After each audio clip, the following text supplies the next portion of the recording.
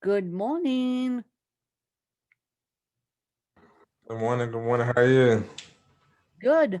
I just caught a couple minutes of your story on Evelyn's podcast.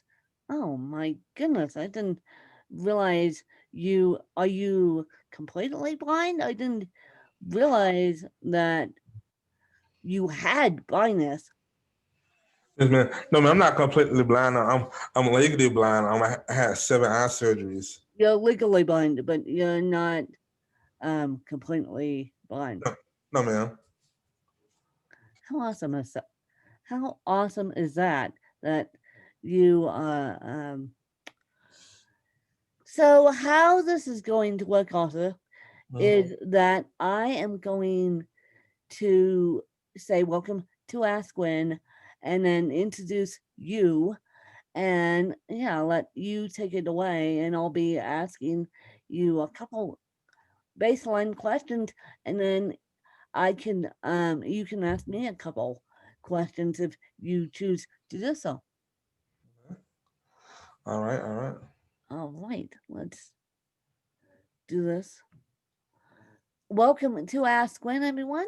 Today with me, I have Arthur Mitchell, and my goodness, we have I shouldn't say we.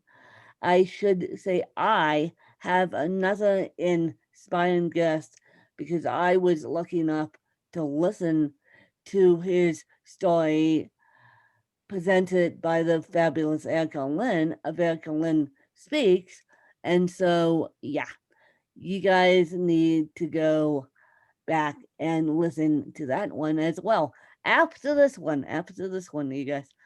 So I'm gonna let Asa take it away. And where do we begin? Yes, man. Thanks. Thank you once again, Miss Wynn, for allowing me to come onto your podcast. A little about myself.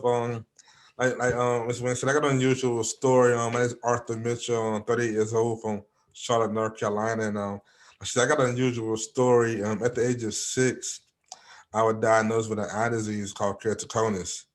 And a lot of y'all might know what it is, but keratoconus is an eye disease where your oval, how your oval is normal. Well, mine's like a football shape, pressing on my pupil, allowing my vision to go blurry. So within that process, I was not able to see. And never forget, I was in school one day, and teacher asked me a question, and I couldn't see the board.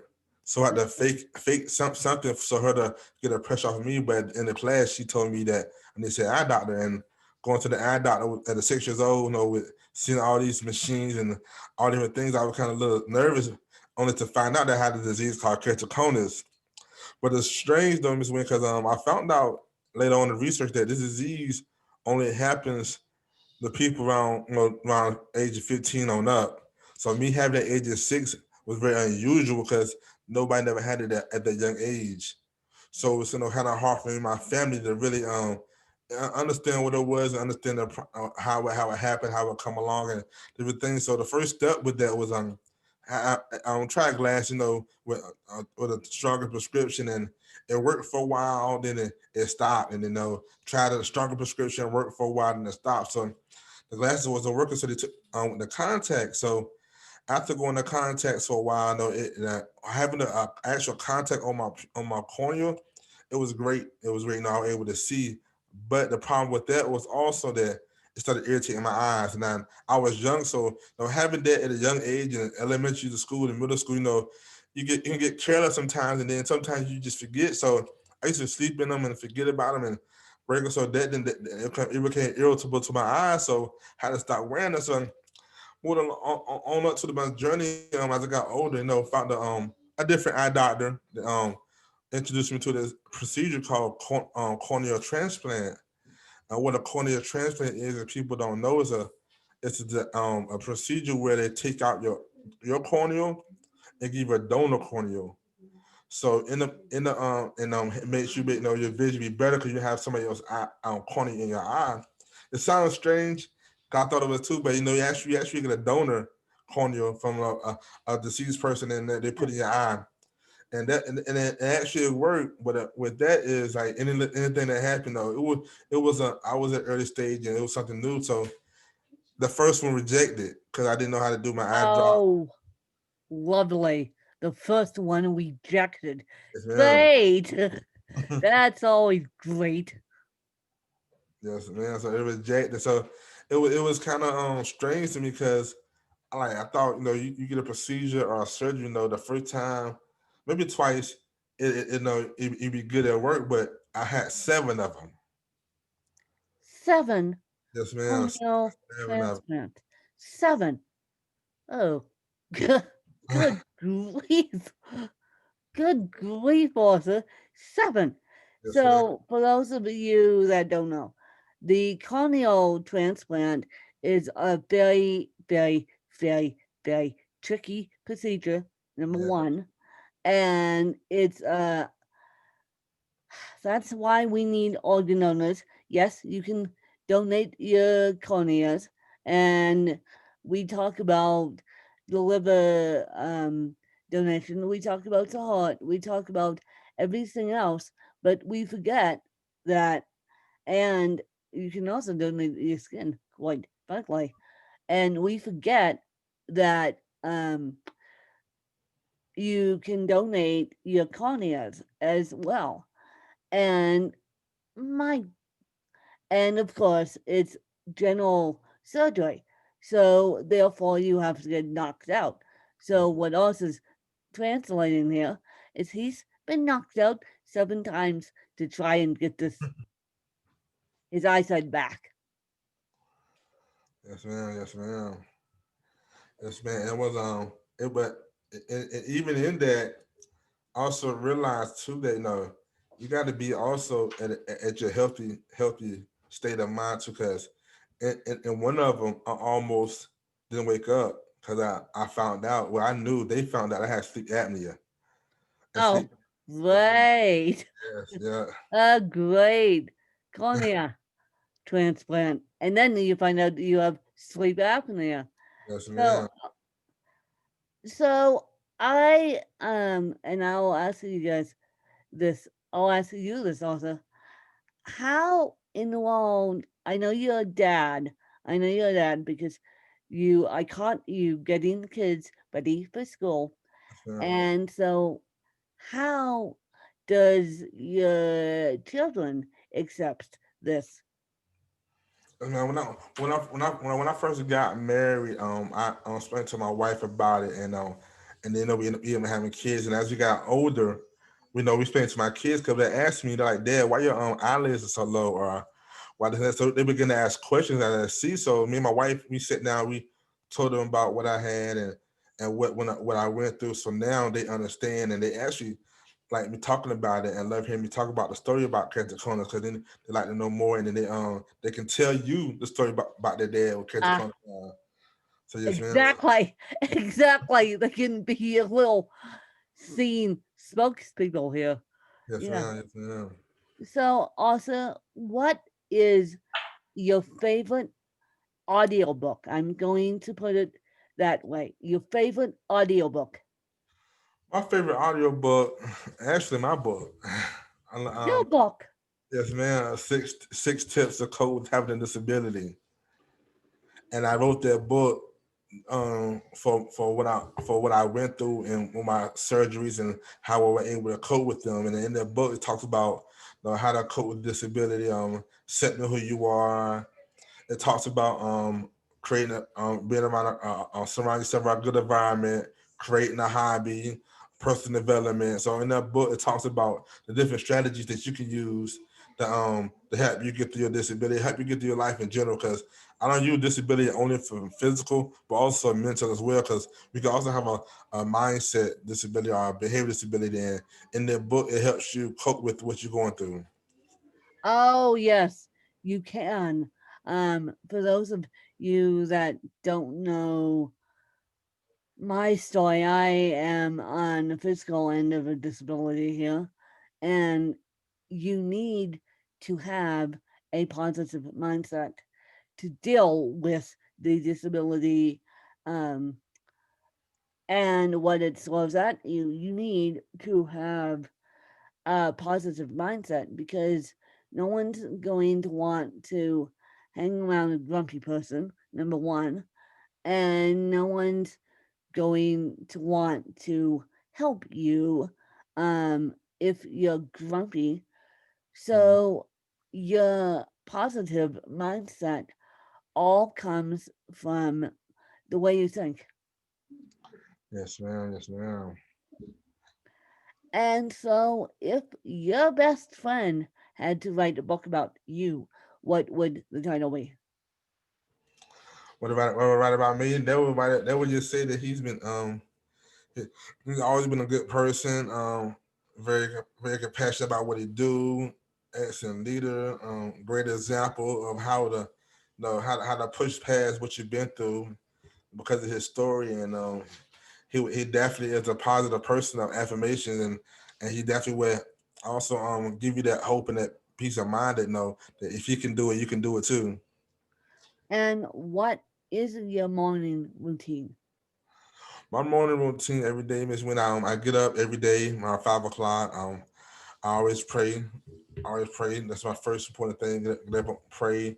Then I begin to read Bible verses, and then I I do my affirmations, and then I also like do something motivational, like either read a book, listen to a podcast, or just get something. Because I learned in the morning time that your morning routine is gonna help you get through your days. How you know prepare for the days. How you gonna go through the day. Yes, I definitely agree. I definitely agree. And of course, you guys, if you are listening to this when it comes out on Sunday, just realize I got a flu shot yesterday and oh, Damn. I don't feel pretty. I am sitting on the other end. I don't feel pretty, you guys.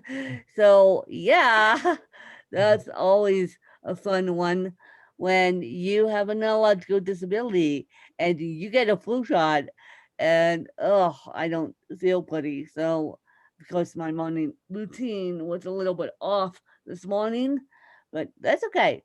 The show must go on. But I highly, highly agree with you also that the morning routine sets your day up for success. Yes, ma'am. Yes, ma'am. And so, what if you had to move and only take five things with you? And yes, your family could come. What would they be? Yes, man. I know that definitely my family. That's a gift all my family. But five things I will also take is I'll take my shirts. I created a shirt called I Am, and it's an affirmation shirt that talks about no, I am bold, I am smart, I am confident, I am enough. I would definitely take those because it gives people hope and peace. And I have a website for that as well. And it's affirmation that help build your self esteem, help build your confidence, help build your hope, and give you that sense of mind. That's the one I would definitely take both my books. I have another book too called Life in Different Forms, and it talks about what I've been through from a young baby to now. And I would definitely take what else I take? I would take my car because we got to get around. And what else I would take? I would take my car. I would take my laptop because I definitely want to know continue to do work, continue to impact Yeah. people. And one more thing I would take, and I'll probably take my PS4 because me and my son like to play PS4 all the time. Oh, Yes, you man. had to you had to throw the video games in there. You Yes, had yes, to man. he goes, "What would I take? The video games." Oh yes, the video games. You Yes, had man. to throw the video games in there. Yes, And man. so also, do you have any questions for me? Yes, man. I got one question. So I read a little about you now, Mr. Dr. Eric Lane told me about you. So I see that you got an awesome podcast and you've been doing it for a while. So what kept you motivated doing what you're doing, even with the condition that you have? My fan base.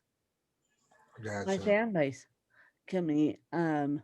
This is why I'm up at 6:30 in the morning with the flu Yes, doing this interview. My fan base motivates me to keep going. And even though I have help, and even though I have help 24/7, it's my fan base is keeping me motivated to do this because they want content. And if Win doesn't show up, as Win is not happening. yeah, wow, yes, man, that's great. And that's awesome too, because I tell people all the time that don't let your disability affect your ability. Know that even though we may have different things that we can't do with other people, but we still have the ability to go forth and like you said, the content don't come out. I said they won't be impacted by what you say in your story, and I like that because that let me know you're able to turn your pain into purpose, like I did. No matter what we go through in life, no matter what we face, people still want to hear from us. They just know they do care how we feel, but they also want to know that how can I get through the same situation y'all got through, or how can we be able to create the same momentum that you created each and every day to push past what you're going through and continue to do podcasts, continue to guests, continue to do different things. So I definitely applaud you on that because I see you're doing a great work and you've been doing it for a while. So that lets you know they know you are continuing to pivot and continue to give people what they want, and it's been blessing everybody. Well, I certainly hope so because um, there are days, there are days I had a call before this at 4:30 a.m. my time, and the woman was in India. Mm. And so I asked her, I said, "Well, what time is it for you over there?" She goes, 4 p.m.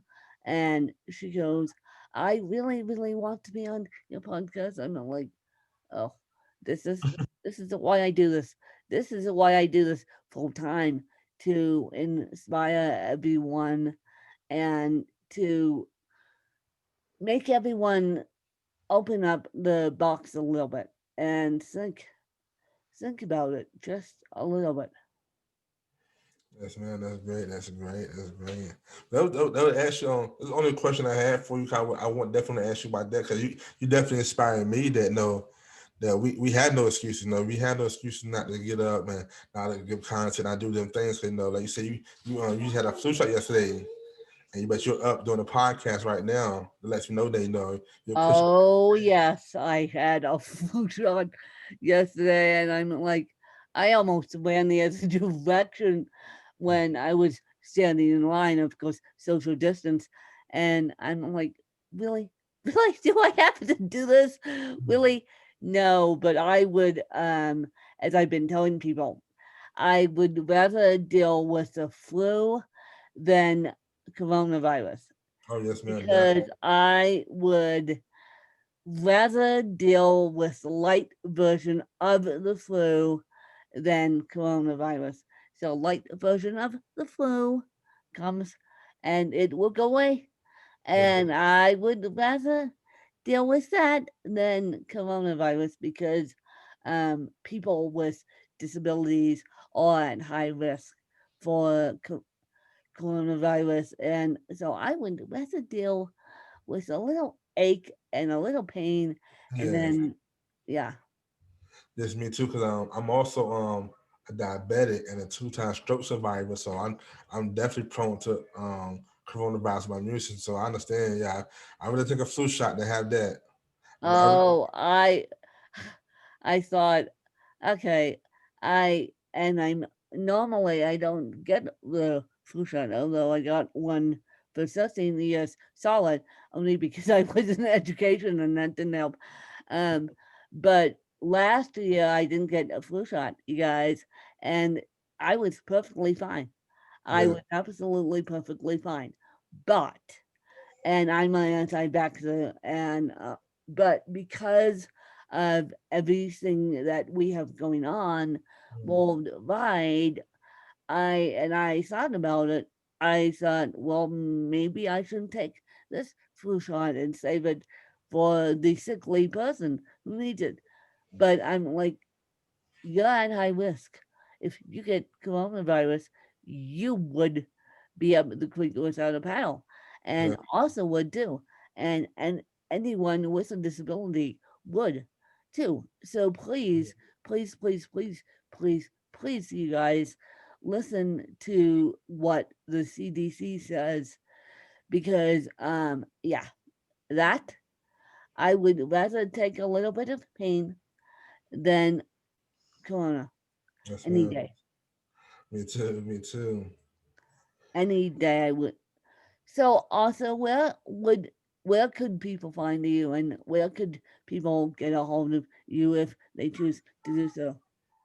Yes, man. You can always reach me on my social media. You can reach me on Facebook at Arthur Mitchell. You also can reach me on Instagram at Success with Arthur. You also check out my wonderful website as well at www.artmitch.com. If you want to reach me for other services, I learn my products and service, you can also email me at info@artmitch.com. Awesome, awesome. And also, what would be your closing thoughts for this interview? My closing thoughts is definitely want to let everybody know, man, continue man, to push past your pain, push past your pain and turn your pain into purpose. Because at the end of the day, we all, it's not about us. It's about other people out there that's waiting to hear our voice, waiting to hear what we have to say, waiting to get in that hope that they could also, man, transition to the next. I also have a mindset shift. I also be able to conquer the world with no matter what they're going through. Because one thing I do know that your disability doesn't disqualify you. Doesn't disqualify you from being who you are. Doesn't qualify for your dreams, your goals, writing a book, whatever it may be that you want to do. Continue to believe it and achieve it. And one of my hopes that I make myself is when your mind matches your destiny, anything is possible. Anything is possible, you guys. Anything. And you guys, I love it. I love it. I love it. And I will see you guys next week for another fabulous episode. And yes, also will be now one of the 13,000 episodes that I've recorded. Yeah. Yippee. And so, and I say, that's not a sarcastic yippee either. That's a yippee to Yeah. getting to facing demons head on and doing what we need to do. So I want to thank everyone and thank you also for taking time out of your day to come on Ask the Win and share your story. And I will catch you guys later. Bye, you guys. Bye bye.